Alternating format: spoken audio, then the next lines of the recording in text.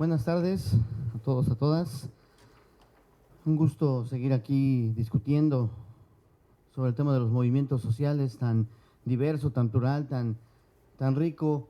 que como pudimos ver en las presentaciones anteriores y en este libro, pues da para mucho, ¿no? Sigue siendo sorprendente para nosotros mismos, para la red que es tan joven,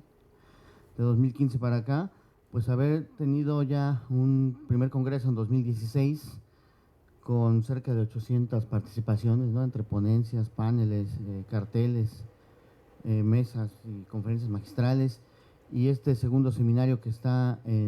congreso que está en curso y que muestra eso, que muestra que las movilizaciones, las protestas, las acciones colectivas están presentes en todo el territorio nacional y en gran parte del mundo. Entonces es para nosotros un honor poder presentar en este segundo congreso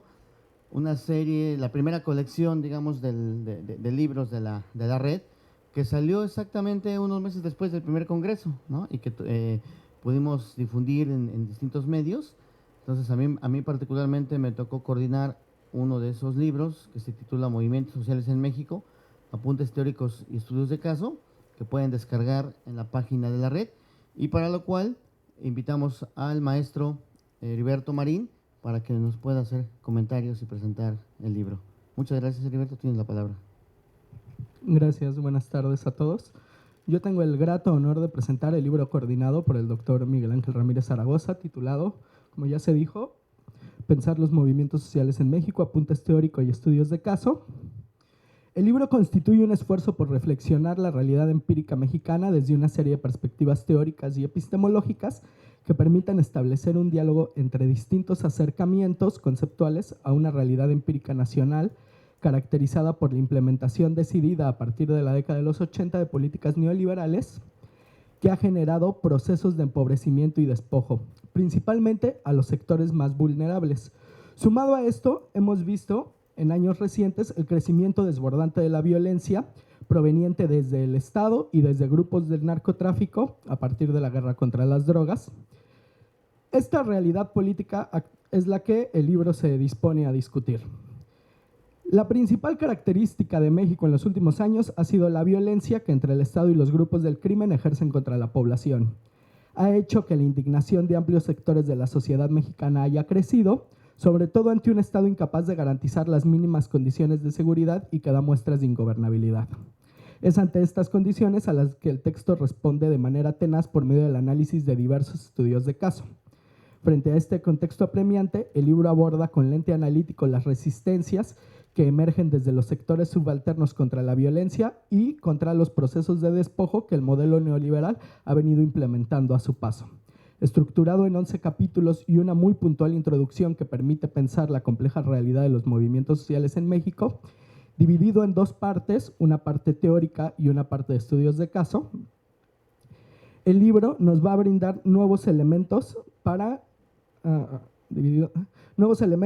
repensar algunas dimensiones de los movimientos sociales. Así, en la primera parte, titulada Apuntes Teóricos, encontramos 5 valiosos artículos, incluyendo la introducción, que brindan puntuales conceptualizaciones y nuevos enfoques,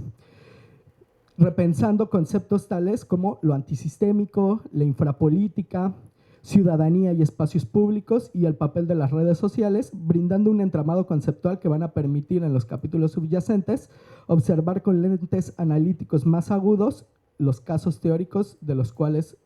nos van a hablar. Debo de mencionar el papel que juega la introducción en este texto. El texto de Miguel Ángel Ramírez en la introducción, realizada por él, se convierte en una referencia académica esencial para tener un primer acercamiento a las distintas posiciones epistemológicas que han estudiado los movimientos sociales. Realizando un mapeo de las principales perspectivas de estudio de los movimientos sociales, presenta al lector un panorama sucinto de un extenso debate abierto al día de hoy, clarificando los conceptos esenciales tanto de la Escuela de los Nuevos Movimientos Sociales como de la Escuela Americana, y distinguiendo las agendas de investigación de cada una de ellas, retomando perspectivas novedosas en el debate. Por su parte, el mismo Miguel Ángel, en el capítulo 1, titulado Pensar los movimientos sociales en el siglo XXI, nos ofrece una reflexión desde el neozapatismo, ofreciendo primero un recorrido por la historia contemporánea de nuestro país, trazando una ruta a partir de las afectaciones causadas por el neoliberalismo, que generó una serie de protestas y movimientos desde la década de los 80, movimientos contra la carestía, la inflación, a favor del trabajo, de salarios dignos, movimientos urbanos populares, pasando por la insurrección zapatista en 1994, además de los movimientos que se van a desatar en la primera década del siglo XXI. De la misma manera nos habla en este recorrido histórico realizado en el capítulo 1 del movimiento de San Salvador Atenco, de la Asamblea Popular de Pueblos de Oaxaca, y finalmente destaca durante los movimientos de la segunda mitad al movimiento por la paz con justicia y dignidad durante los movimientos de la última década. Y cito a Miguel Ángel: vistos en su conjunto, estos movimientos sociales permitieron cierta oposición a las políticas neoliberales y al autoritarismo del gobierno de la alternancia en el poder federal. Sin embargo, cabe señalar que la articulación de los mismos fue muy poca, por lo que en un primer balance la mayoría de ellos fue desarticulada y solo logró victorias parciales. Sin embargo, hay un movimiento que para el autor ha demostrado que tiene estrategias políticas y proyectos definidos, estructuras sólidas de movilización, repertorios innovadores de acción colectiva, además de una efectiva política de alianzas, el zapatismo. Por ello invita a pensar los movimientos sociales a partir del movimiento zapatista. En el contexto actual nacional, la política nacional no puede ser entendida por los discursos oficiales estructurados desde el poder o desde posiciones privilegiadas, desde arriba. Es decir, es necesario ver cómo desde abajo se van construyendo discursos contrahegemónicos. Ahí el autor recupera algunas de las enseñanzas de la lucha zapatista iniciada en 1994. Así, el movimiento zapatista se muestra como uno de los actores que permiten entender cuál es la etapa de transformación en América Latina, potencializada por la crisis económica estadounidense y que acentúa la crisis del modelo neoliberal. En el capítulo 2, es el que corresponde al texto maravilloso de Marco Antonio Aranda Andrade, Infrapolítica, una propuesta para la comprensión y explicación de las resistencias cotidianas en y para el movimiento social, donde el autor, quien pone el énfasis en las prácticas de resistencia que se establecen desde lo que Joan Scott denomina infrapolítica, concepto definido como actos de desobediencia silenciosa y anónima que realiza en contextos en los cuales el desafío resulta muy peligroso, y partiendo de un análisis Foucaultiano del poder, el artículo muestra el error de establecer los límites entre lo público y lo privado, ya que ambos coexisten en combinaciones complejas y constantemente negociadas que tienen lugar en la práctica de la vida diaria, sosteniendo cómo dentro de contextos y situaciones de dominación los grupos subordinados pueden crear espacios de resistencia en los cuales lo público y lo privado se entremezclan y se ajustan tanto en la vida diaria como en la contienda política. Este artículo introduce de manera novedosa el concepto de infrapolítica para pensar el campo de estudio de los movimientos sociales. La infrapolítica, señala, es un tipo de lucha que acompaña el conflicto abierto, pero precediéndolo, desarrollándose dentro de él o junto a él. En otras palabras, está en relación en distintos modos con el conflicto abierto. La infrapolítica dispone a la gente para la acción colectiva contenciosa a través de la creación de espacios de resistencia donde lo público y lo privado se imbrican de manera contingente. El gran potencial de la infrapolítica es su capacidad de socavar el poder mediante técnicas de resistencia aplicada en contextos de dominación concreto. Entre las ventajas que nos señala el autor, que nos va a señalar en este capítulo que tiene el uso de la infrapolítica, va a ser que se encuentra la evasión de la represión o de la prisión por parte de los actores. Además, bajo el uso de estas técnicas de infrapolítica, se impide la infiltración oficial, así como se viven relaciones de carácter horizontal e igualitario. En el capítulo 3 tenemos el artículo presentado por el doctor Sergio Tamayo, Ciudadanía y Movimientos Sociales, donde se examina la relación entre movimientos sociales y ciudadanía por medio de las formas de producción social de los espacios ciudadanos. Los espacios ciudadanos se erigen como campos de acción en o sobre la política que evidencian un tipo de participación de los actores colectivos. Dicha participación, entendida en el ejercicio de derechos y obligaciones cambiantes, producto de tensiones estructurales y de idearios políticos diversos, o como el autor indica, No existe una ciudadanía sin adjetivos. Lo que existe son espacios de conflicto donde se disputan prácticas e ideas distintivas de ciudadanía. De tal suerte que las protestas, manifestaciones y movimientos sociales son una forma de ejercer la ciudadanía por un sector en particular que tiene un proyecto mismo de ciudadanía. Por tanto, no son procedimientos neutros, sino concepciones y experiencias diferenciadas de actores, movimientos y grupos antagónicos que se van a disputar un espacio, el espacio ciudadano. Finalmente, para cerrar esta primera parte teórica del libro, nos encontramos con el artículo de Jeffrey Players, en su artículo Internet y las plazas, activismo y movimientos en la década del 2010, donde el autor reflexiona el papel que han jugado el ciberactivismo y los movimientos sociales durante la última década, desmontando la falsa dicotomía entre acciones online y acciones offline, logrando articular los procesos de participación en Internet y en las calles como el eje fundamental que ha guiado a los movimientos sociales en la última década. La segunda parte del libro, titulada Movimientos sociales en México, consta de 7 estudios de caso que vinculan las anteriores perspectivas teórico-epistemológicas para dar cuenta de la realidad empírica nacional. El primero de ellos se titula Cuando la autoridad es rebasada, la ley es el pueblo, compañeros. Análisis de los marcos del discurso de autodefensas y policías comunitarias en Michoacán, escrito por Alejandra Galicia y Adalberto Rodríguez, donde se analiza el marco discursivo que llevó a que grupos de civiles armados, autodenominados autodefensas, estructuraran un movimiento en febrero de 2003. El texto, basado en la teoría de marcos o frame analysis, comprende los marcos como esquemas de interpretación que permiten a los actores ubicar, percibir, identificar y clasificar los acontecimientos ocurridos en la realidad, involucrando todo un conjunto de significados que construyen un discurso para legitimar y dar sentido a las acciones que construyen un movimiento social. Posteriormente nos encontramos en el texto con 4 capítulos que nos van a hablar sobre el neozapatismo como caso de estudio,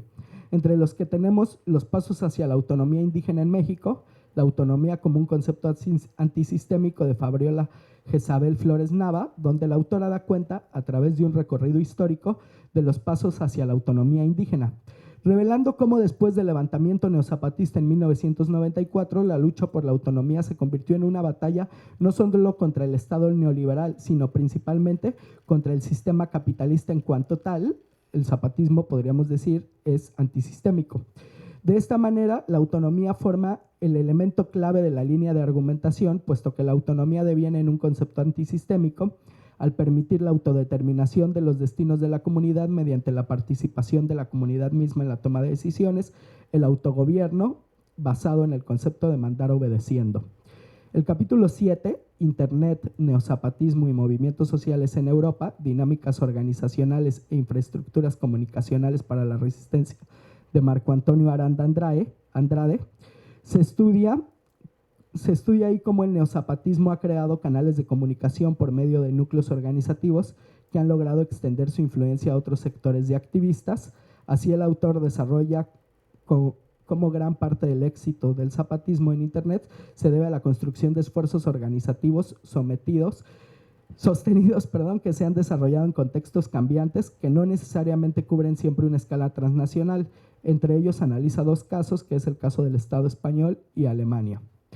Para el capítulo 8, Raúl Romero titula su artículo Autonomía y Desarrollo Autosostenible en el Zapatismo, donde el autor analiza la alternativa de organización social que representa el zapatismo. Frente a un contexto donde el fin de la vida es una posibilidad, alejado del capitalismo verde, los zapatistas han generado un sistema de comunidades que implementan modelos de desarrollo autosostenible, acompañados de construcción de autonomías, adquiriendo un carácter emancipador de gran importancia por medio de la creación de comunidades autosuficientes económicamente, autosostenibles ecológicamente y autónomas políticamente. Por último, el libro no evade los problemas de género. En el artículo Las mujeres en el neozapatismo, Everardo Demián Lucio Martínez analiza la participación de las mujeres en el movimiento neozapatista. En un intenso debate, el autor recupera la triple identidad de la lucha de las mujeres neozapatistas indígenas basada en el género, donde se evidencia una dominación como mujeres, indígenas y trabajadoras, lo cual implica una triple marginación, en su adscripción étnico-cultural, que las diferencia de otras mujeres, pero que las impulsa a pugnar por su participación como ciudadanas, y por último, como militantes neozapatistas. Todo lo anterior